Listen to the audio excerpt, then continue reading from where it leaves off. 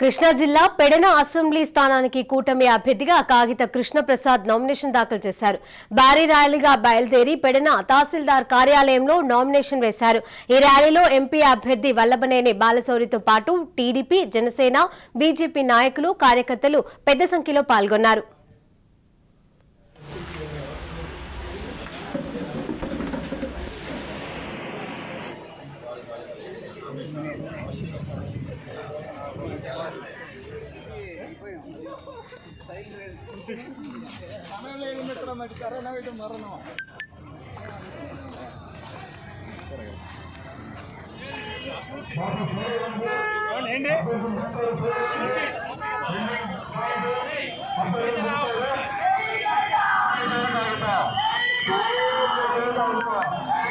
కాగిత కృష్ణప్రసాద్ గారు ఎంపీ గారి కుమారుడు అభిజిత్ గారు 2 చేతులు జోడించి నమస్కరిస్తున్నారు.